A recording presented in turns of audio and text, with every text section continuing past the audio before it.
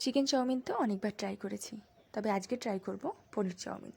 তো এর জন্য প্রথমে একটা কড়াইতে নিয়ে নিচ্ছি বেশ কিছুটা জল। এরপর জলটা ফুটে উঠলে এতে দিয়ে দেব কিছুটা লবণ আর দিয়ে দিচ্ছি 2 চামচ তেল। এখানে আমি সাদা তেল ব্যবহার করছি। এরপর চাউমিনটাকে বয়েল করে নিচ্ছি। তো দেখো চাউমিন কিন্তু আমাদের প্রায় বয়েল হয়ে গিয়েছে। এরপর এটাকে একটা ছাঁকনির মাধ্যমে ছেঁকে নিচ্ছি। এরপর ওই একই কড়াইতে দিয়ে দিচ্ছি ঘি, তবে তোমরা চাইলে বাটার ব্যবহার করতে পারো।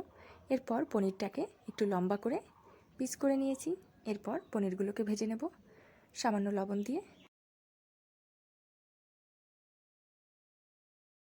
পনিরগুলো কিন্তু খুব বেশিক্ষণ ভাজবো না, তাহলে কিন্তু প্রচণ্ড শক্ত হয়ে যাবে। তো দেখো পনির কিন্তু আমাদের ভাজা হয়ে গিয়েছে।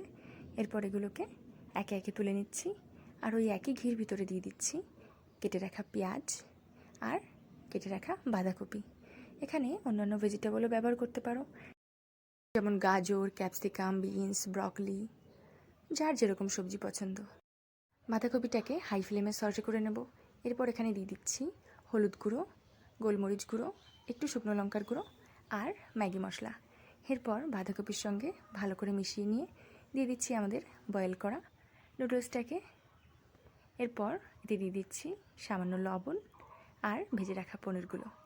এরপর আরও একবার ভালো করে মিশিয়ে নেব।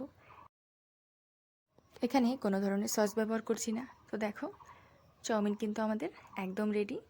এরপর এটাকে নামিয়ে নিচ্ছি আর এটাকে সার্ভ করছি সামান্য একটু পেঁয়াজ কুচির সঙ্গে। তোমরা চাইলে অবশ্যই সস বা স্যালাড ইউজ করতে পারো, তবে এটা এমনি এরকম ভালো লাগে। এগ চাউমিন আর চিকেন চাউমিন ট্রাই করে যদি একঘেয়েমি হয়ে যায়, তাহলে কিন্তু ওই পনির চাউমিনটা অবশ্যই একবার ট্রাই করতে পারো। তাহলে আজকের মতো টাটা।